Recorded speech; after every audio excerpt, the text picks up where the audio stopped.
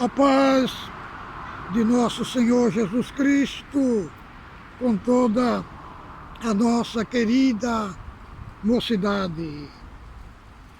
Este é o canal Felisberto Moreira, um canal de ensino bíblico e de uma vida genuína em Cristo. Ao passar no meu canal, por gentileza, inscreva-se, ative as notificações, faça seu comentário, porque é muito importante para o canal. E hoje, devido de madrugada, que Deus traz no meu coração um assunto muito magnífico para falar com a nossa mocidade, com nossos queridos jovens, os mancebos, as donzelas.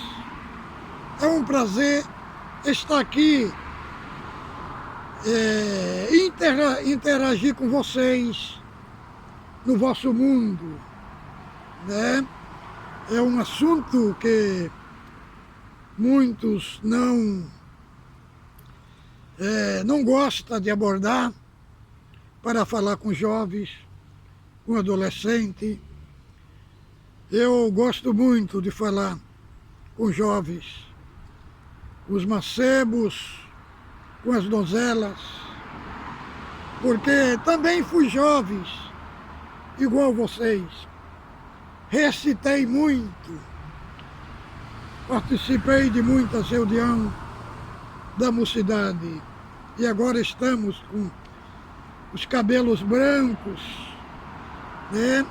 Sou pai, sou esposo, sou avô, tenho um netinho de 4 anos de idade, que é uma gracinha. Mas o assunto que vamos abordar aqui, primeiramente quero ler uma palavra aqui para nós começarmos a desenvolver uma linha de pensamento para falar com nossos jovens que estão nos corredores acadêmicos, que são médicos, que são advogados, que são engenheiros, são historiadores, filósofos, E também com classe também de jovens que ainda não chegaram aos corredores acadêmicos, Mas com a ajuda de Deus, vamos chegar lá. Então, o meu assunto aqui, irmãos, a minha casa, quando morava no Brasil, em Anápolis, Goiás, era muito cheia de mocidade, de irmãos de todos os lugares. Ia lá pastores, bispos, missionários. Nós sempre tivemos o dom de abraçar, de acolher. E a minha esposa, Deus deu para ela uma excelência na parte dos conselhos com mocidade. Passava lá para ir na reunião da mocidade, caravanas, e descia lá em casa, e a minha esposa começava a aconselhar os moços e as moças. E ele falou: não, nós não vamos na reunião da mocidade, não. Nós vamos ficar aqui, como é bom, gostoso estar aqui. E nós danava com eles, para eles ir para a reunião da mocidade. Então, vimos muita obra, muita reconciliação de casal dentro da minha casa. Muitas famílias destruídas que foram restaurados através dos conselhos, principalmente da ferramenta que Deus deu para minha esposa, que é uma sabedoria de aconselhar, né? E de unir as famílias e as pessoas. E hoje estamos aqui na Europa, estamos longe de vocês a mais de 11 mil quilômetros, né? E Deus traz para nós aqui um assunto para abordar os nossos jovens, por quantos jovens que foram jogados fora da igreja por coisas bobas, por não ter irmãos na altura, né, de aconselhá-los, de restaurá-los, né, para a fé. Muitos foram jogados fora. Quantas moças que porque cortaram o cabelo, porque usaram os seus batons, né, foram discriminadas, irmãos. Eu já ouvi muitas vezes irmãs com pintura ser chamada de Jezabel. Irmão, é uma coisa muito terrível, porque muitos não sabem nem o que significa Jezabel. Jezabel era uma sacerdotisa de Sidom, filha de Etibaal, rei dos Sidônios. E ela casou com Acabe. E ela trouxe Azera, seu ídolo, que tinha a forma do templo de Azera, era a forma de uma genitália feminina. E o templo de Baal era a forma de uma genitália masculina. Então se uniu os 12 deuses em Israel. E a prática de Jezabel era oferecer crianças viva, queimada viva, ao seu Deus. E a prática dos rituais era com morte, sacrifício de crianças e danças de estriptease, com atos de prostituição. Então, isso daqui eu estou contando só um pouquinho de quem era Jezabel. Então, irmão, é muito absurdo colocar um nome de Jezabel em uma jovem, em uma irmã, embora que ela esteja em desobediência.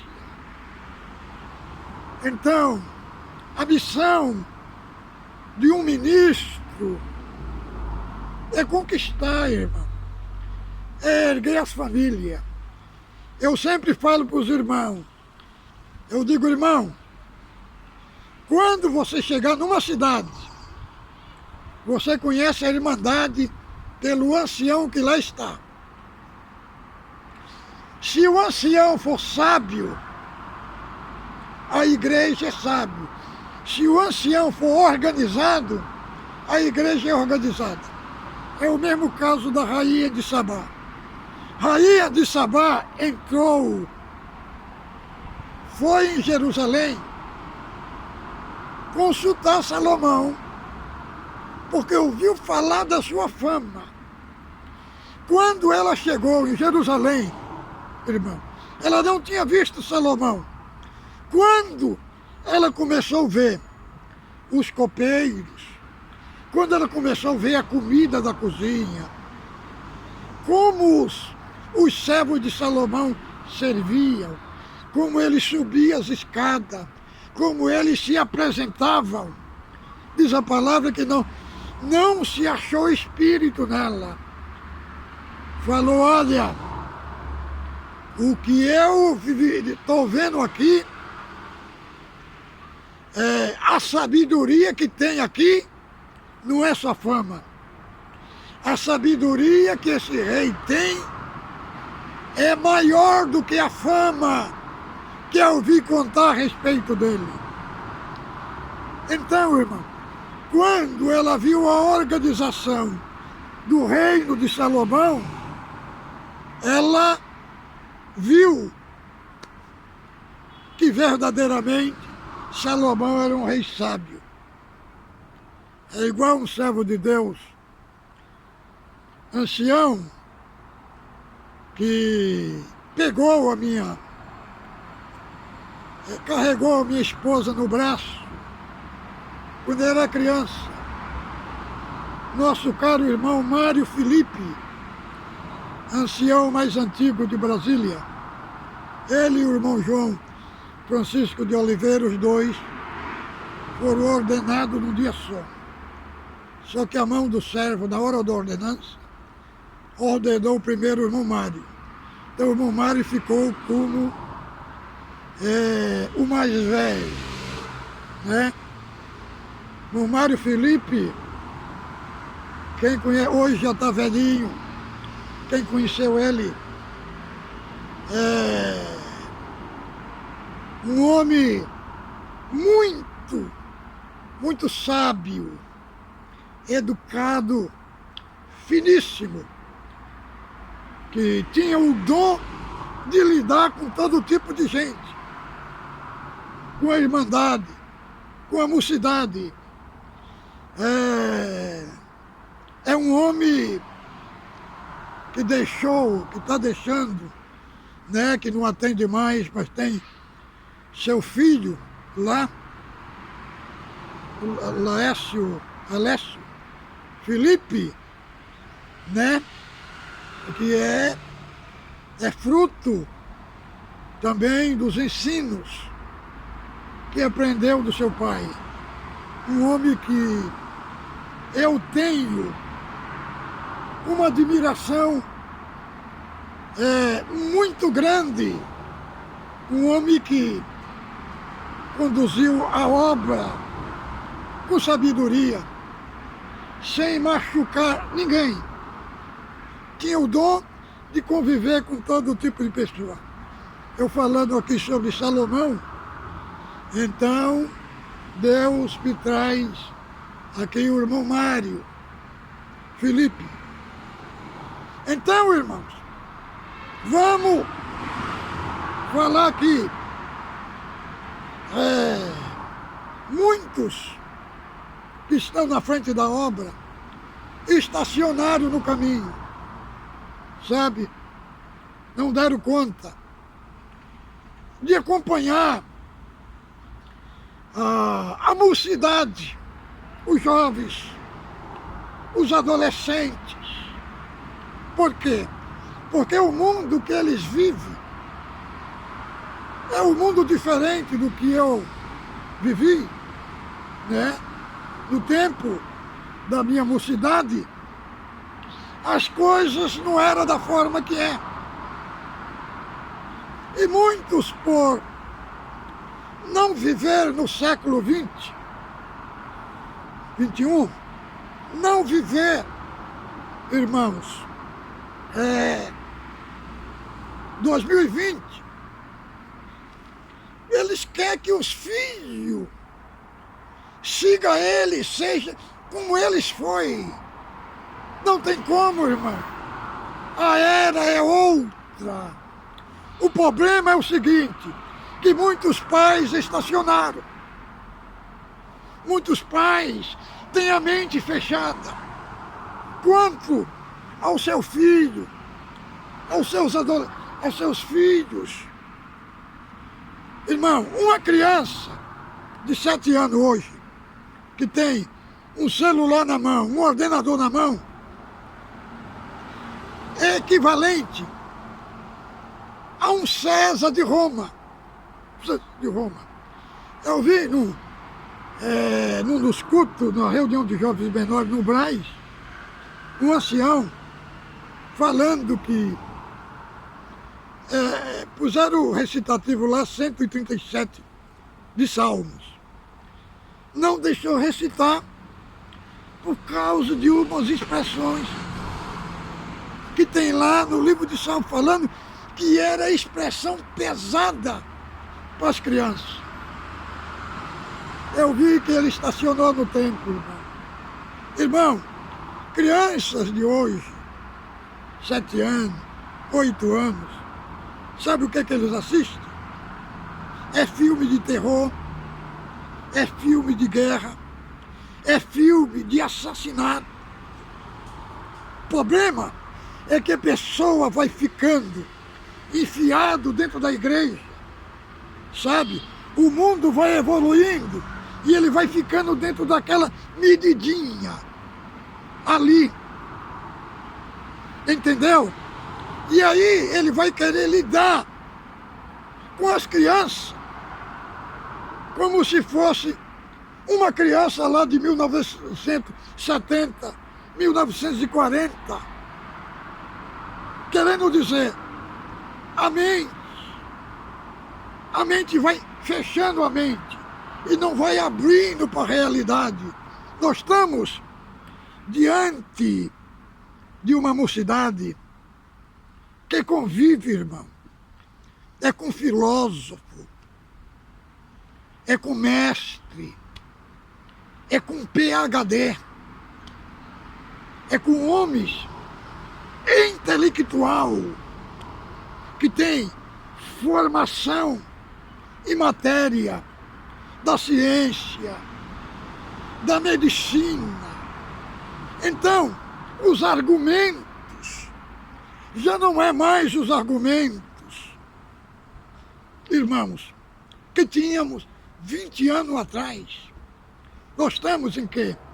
Na época da evolução.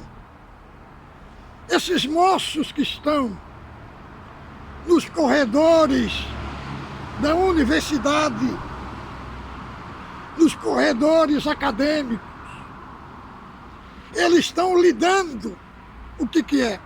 Eles estão lidando com ateísmo, eles estão lidando com feitiçaria, com ocultismo, com coisas extremamente monstruosas. Quando vai na igreja, na reunião da mocidade, não tem uma palavra para desarmar os aspectos satânicos. Há uma desconstrução, há uma chamada engenharia da desconstrução dos valores. Nossos jovens, a mocidade, os adolescentes, o que eles enfrentam dentro de uma universidade, tentando desconstruir os seus valores cristãos, seus valores que aprenderam desde criança, servir a Deus, e não tem ninguém para dialogar com eles na esfera que eles estão vivendo, na sua esfera de um doutorado, de um mestrado, porque no meio ali tem pessoas que têm formação para desconstruir tudo aquilo que foi construído é através da oração do pai, da oração da mãe, e muitas das vezes ele está lá dentro e tem gentes muito bem preparadas para plantar a semente do ocultismo, para plantar a semente da engenharia social, da engenharia da desconstrução. E o que acontece? Eles muitas vezes não têm uma arma no sentido espiritual para se defender, para questionar, não tem uma preparação. Então, irmãos, é grande a guerra que nossos jovens, nossa querida mocidade, passa na terra.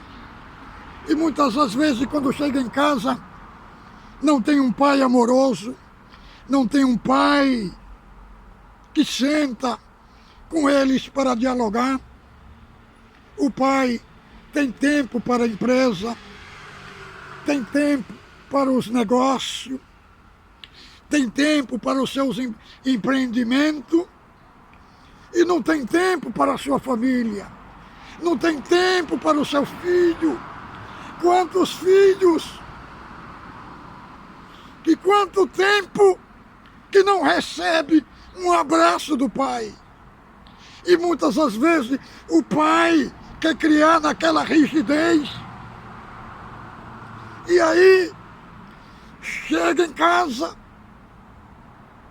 irmãos, chega em casa, são linguagens duras com eles, enquanto você, pai, e você, mãe, é duro com teu filho. Saiba que lá dentro da universidade tem alguém que vem e fala com palavras mansas, com palavras de carinho. O carinho que eles estão recebendo lá, eles não estão recebendo dentro de casa. E muitos pais estão perdendo seus filhos. Muitos filhos estão tomando outro caminho. Por quê? Porque o pai está estacionado no tempo. Ele quer que o seu filho seja igual a ele. E não é assim, irmãos. Não é assim. Eu, por exemplo, tenho 2 filhos. Tenho um casal de filhos. O meu menor, de 15 anos, as perguntas que ele faz para mim, se eu não fosse uma pessoa estudando, como é que eu ia acompanhar ele? Ele entra até em assunto de grego, e hebraico, e aramaico comigo, nas escrituras. E aí eu tenho que ler também, trazer para ele as expressões do hebraico, do grego, do latim, para explicar a Bíblia, os assuntos. Porque tem assuntos que está escrito aqui, irmãos, que nós não encontramos na linguagem do português. As linguagens, os sentidos etimológicos das palavras, tanto do hebraico como do grego, o significado linguístico, histórico, tem 15 anos de idade. A mente deles, irmão, são muito avançadas. Dos filhos, dos adolescentes de hoje. Por que ele pergunta isso? É por causa da demanda que tem dentro do instituto. Lá ele está estudando, é com filósofo, é com gente, é com mestre que ele está estudando. Então as perguntas lá históricas que ele entra no grego, nas outras línguas, ele traz para casa. Então já tem mais de 3 vezes que eu fui lá no instituto, eu tive uma palestra com os educadores, porque eles estavam ensinando as culturas de outros deuses e estavam envolvendo o rito, até dentro da escola lá, parte ritualística, então levando ele para outro lado, tipo que lá tem uma conversa e falando que eu era cristão, entendeu, irmão?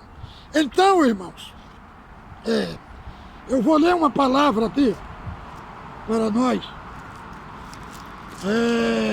Está na segunda carta.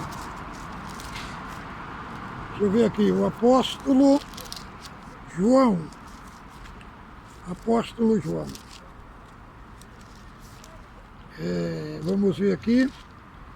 Primeira carta, capítulo 2, verso 6 ao 13. Aquele que diz que está nele, também deve andar como ele andou. Irmão, não vos escrevo o mandamento novo, mas o mandamento antigo, que é desde o princípio tiveste. Este mandamento antigo é a palavra que desde o princípio ouviste. Outra vez vos escrevo um mandamento novo, que é verdadeiro nele e ele em vós. Porque vão passando as trevas e a verdadeira luz alumia. Aquele que diz que está na luz e aborrece seu irmão, até agora está em treva.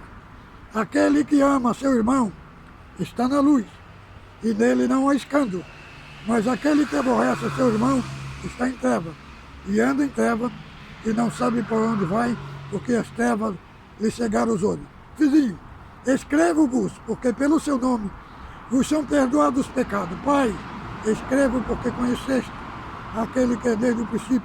Mancebo, escrevo-vos, porque venceste o maligno.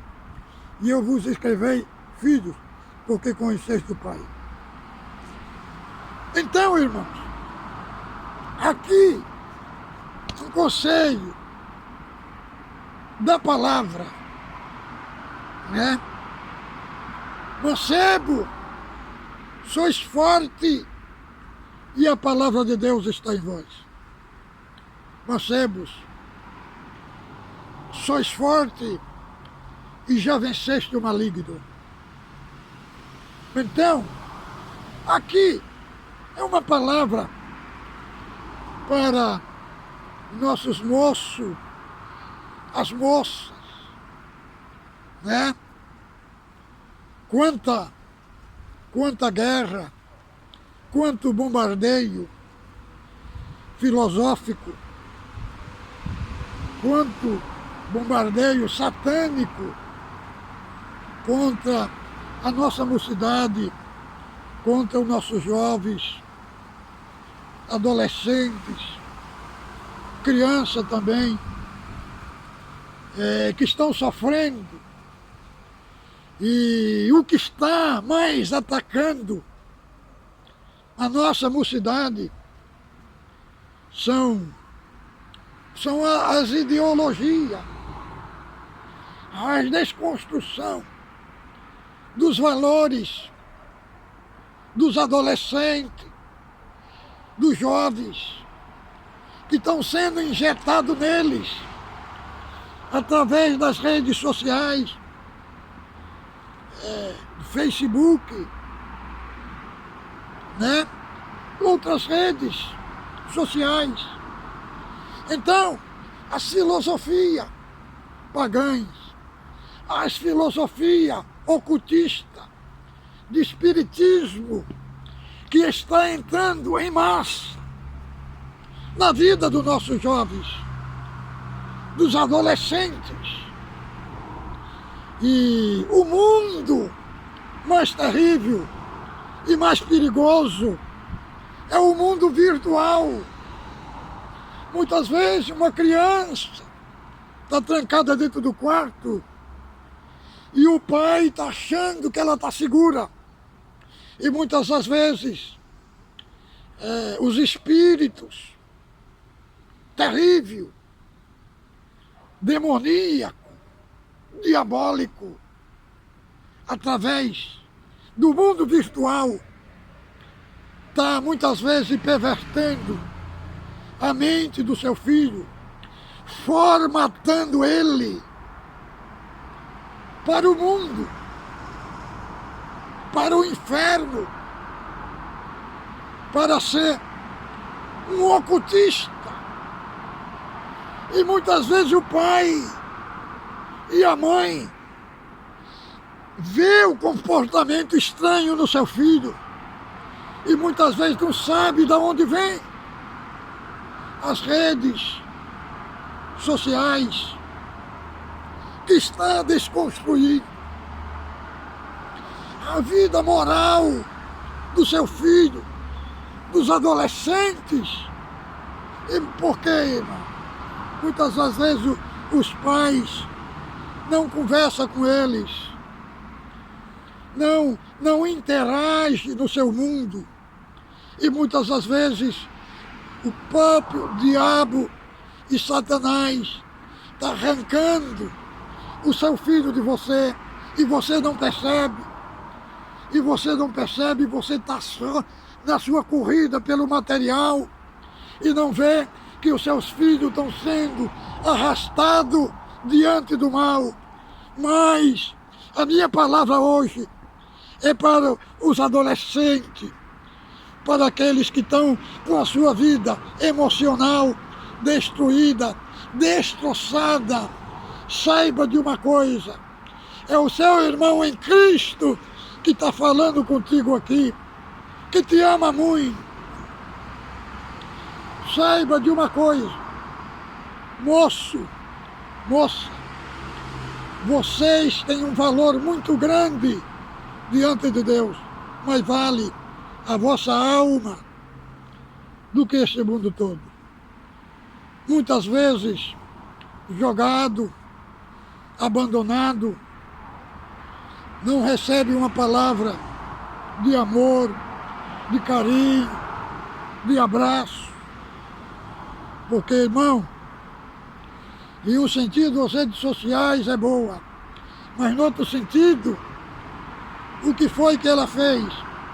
Ela separou a família, ela dividiu a família.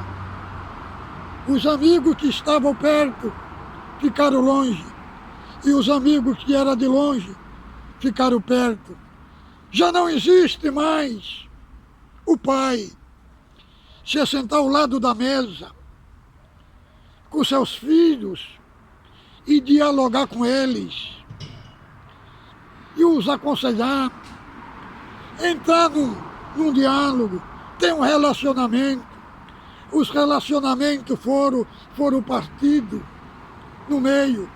Um está com o celular do lado, outro está com o celular do outro lado, outro está com o computador do outro lado, tudo dividido, cada um entrando no seu mundo virtual. E aí, irmão? E aí, irmão? A família desunida, a família desajustada, aonde muitas das vezes ele tem mais amizade com aqueles amigos virtuais do que com o pai e com a mãe e que está dentro de casa.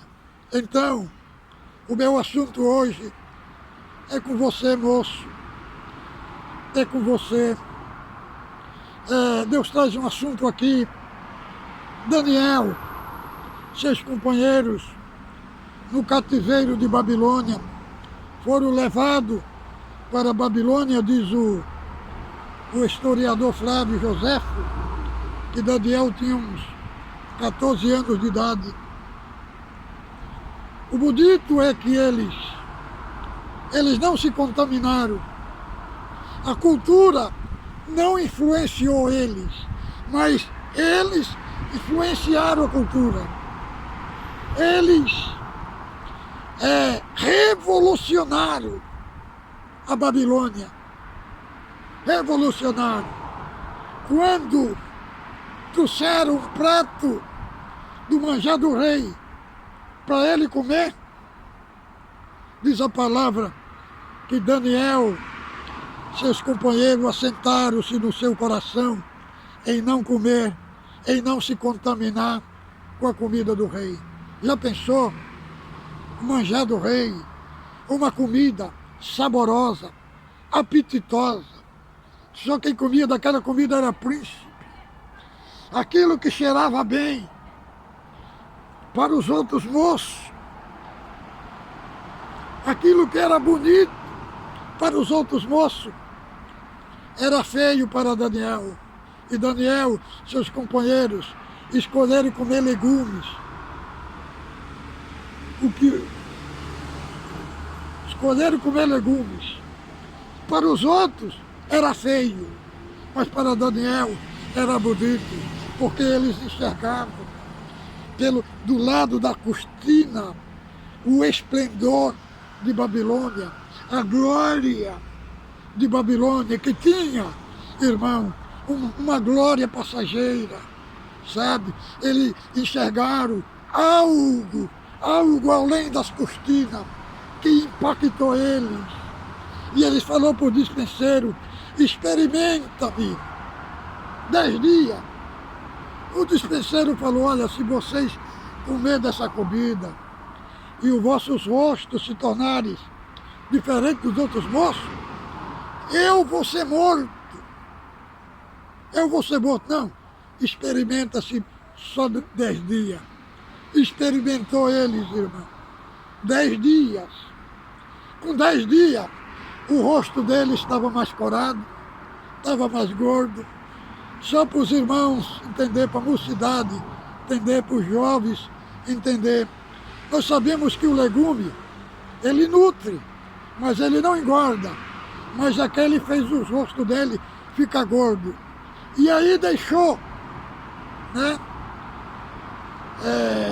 Já que o teste, eles passou no teste, então deixou eles comer legumes os 3 anos, porque ele estava no corredor acadêmico. Ali, o rei Nabucodonosor mandou, escolheu ele, olha, o currículo para entrar naquela universidade babilônica era ser formoso, ser bonito, ser sábio e ser inteligente. Estudou lá 3 anos, as línguas e os idiomas. No final dos 3 anos, o rei foi falar com eles, com aqueles moços, todos os moços, e quando foi falar com os 4 moços hebreus, achou eles 10 vezes mais douto. Não foi mais douto do que os seus companheiros. Foi mais sábio do que todos os magos e astrólogos de Babilônia. Então, aqueles 10 dias do teste que eles passaram no teste, representa que cada dia representava, cada dia de obediência, representava uma vez que eles se tornavam mais sábios do que todos os astrólogos e sábios de Babilônia. Então, irmãos, mocidade, o livro de Daniel tem 12 capítulos. A personagem central do livro é Daniel, o moço Daniel, né? Sabemos que ele foi para lá jovens, quando foi lançado na Cova dos Leões, ele tinha sobre já uns 70 anos, né? Os reinos caíram, passou Babilônia, passou Nabucodonosor, passou Belsazar, passou Ciro, passou Dário, e Daniel estava lá. Ele contemplou a caída do reino, mas a história dele foi escrita. Por quê? Porque ele teve um relacionamento com Deus. Ele se relacionou com Deus. Vejamos bem, irmãos. Vejamos bem. Quando nós olhamos o capítulo 137 de Salmo, nós vemos os judeus do cativeiro e falavam assim, suas harpas penduradas, cantai-nos um cântico da vossa terra. E ele falava, como cantaremos o cântico do Senhor em terra estranha.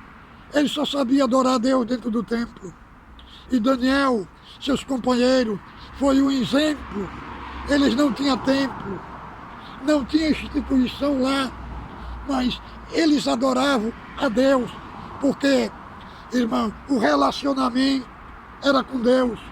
Então, Babilônia não tinha Deus, mas através daqueles moços, todo o reinado de Babilônia ficou conhecendo o Deus dos judeus, o Deus verdadeiro. E Deus esteve com Daniel, com seus companheiros, irmão, e eles deixou para nós um legado para vocês, mocidade, para você, moço, e para você pode estar na situação difícil que tiver, mas é tempo de recomeçar, é tempo de se levantar como herói, como valente, ainda que não tem ninguém para te dar a mão. Daniel também não tinha ninguém, tinha só o Deus verdadeiro, era o centro da sua vontade, revolucionou Babilônia. Mocidade, lembre-se de uma coisa, nunca aparte o seu coração do temor de Deus. Diz a palavra, o temor de Deus é o princípio da sabedoria.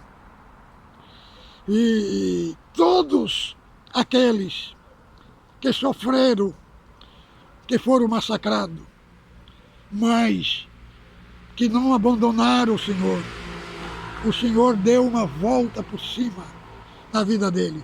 Hoje você pode estar esquecido, pode estar no anonimato, sendo isolado de todos, mas lembre-se de uma coisa, os 7 olhos de Deus estão fitos no seu caminho. É este conselho para a nossa querida mocidade. Fique com Deus, ósculo santo no vosso coração.